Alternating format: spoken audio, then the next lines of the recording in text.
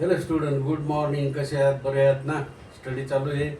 Mathematic as वेल as इंग्लिशच्या पुस्तकात इंग्लिशचं sentences लिहायचे, सायन्सच्या नोटबुकमध्ये सायन्स लिहायचं, मॅथमॅटिकच्या नोटबुकमध्ये मॅथमॅटिकचं लिहायचं. आता सराव झालेला आहे. फॉर्म्युला लिहायचा. ज्या ठिकाणी तुम्ही स्टडी करता त्या ठिकाणी ड्रॉइंग पेजेसवर फॉर्म्युली लिहायची आणि दररोज ती बघायची, म्हणजे तुमचं ध्यानात बसेल, नाही का? प्रत्येक सूत्र ध्यानात बसेल. तसेच रसायन केमिकल रिॲक्शन ड्रॉइंग पेजवर लिहून ठेवायच्या आणि प्रथम पिरियडिक टेबल लक्षात ठेवायचा. Hydrogen, helium, lithium, barium, boron, carbon, nitrogen, oxygen, chlorine, neon, sodium, असे ॲटॉमिक नंबर कॅल्शियमपर्यंत, त्याच्या पुढे 30-35 पर्यंत.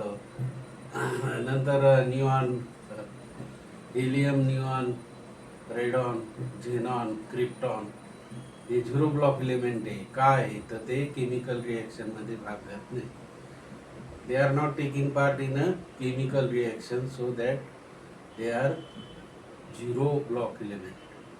शून्य कणातले मूलद्रव्य, उदासीन आहे, न्यूट्रल आहे, नाही का?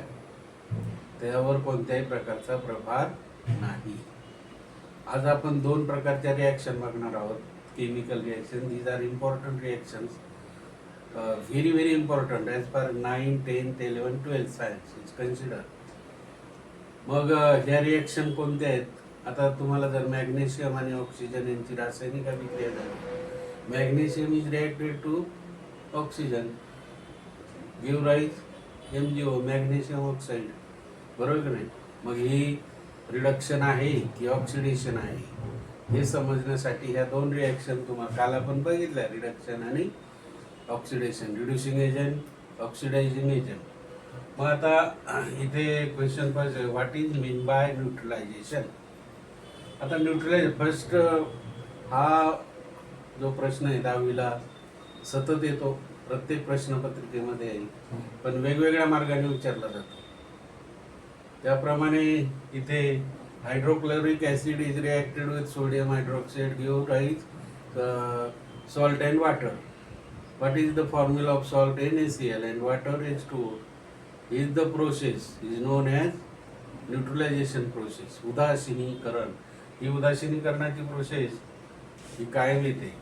Hydrochloric means acid reacted with base give rise salt and water. HCl, hydrochloric acid, is reacted with sodium hydroxide give rise sodium chloride and water.